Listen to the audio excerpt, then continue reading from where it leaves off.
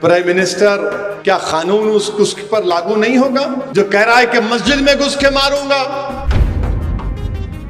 मुसलमानों के खिलाफ जो नफरत के मजाहरे किए जा रहे हैं, मैं बार बार कह रहा हूं, ये वही तारीख को दोहराई जा रही है जो हिटलर के जमाने में होती थी। ये नफरत जो मुसलमानों के खिलाफ पैदा कर दी गई है, अब कोई बोलने के लिए तैयार नहीं है।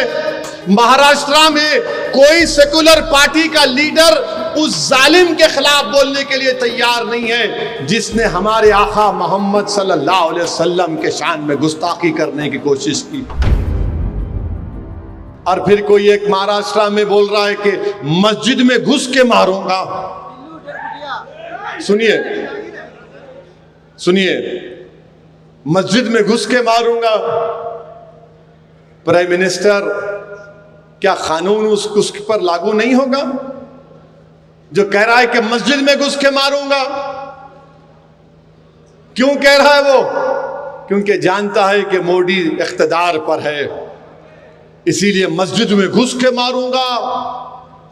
मेरे भाई, इस मुल्क में मुसलमानों के खिलाफ जो नफरत के मजाहरे किए जा रहे हैं, मैं बार बार कह रहा हूं, ये वही तारीख को दोहराई जा रही है जो हिटलर के जमाने में होती थी। हिटलर के जमाने में हिटलर यहूदियों पर ऐसा ही जुल्म करता था। इनके घर को तोड़ दो, इनके कारोबार को तोड़ दो, इनको मुल्क का दुश्मन करार दो, इनके खिलाफ पिक्चरें बनाओ। अब तो जजेस भी बोलना शुरू कर दिए, लॉर्डशिप भी बोलना शुरू कर दिए। मेरे भाई, जागो, मुत्तहिद हो जाओ। ये नफरत जो मुसलमानों के खिलाफ पैदा कर दी गई है, अब कोई बोलने के लिए तैयार नहीं है। महाराष्ट्र में कोई सेकुलर पार्टी का लीडर उस जालिम के खिलाफ बोलने के लिए तैयार नहीं है जिसने हमारे आका मोहम्मद सल्लल्लाहु अलैहि वसल्लम के शान में गुस्ताखी करने की कोशिश की।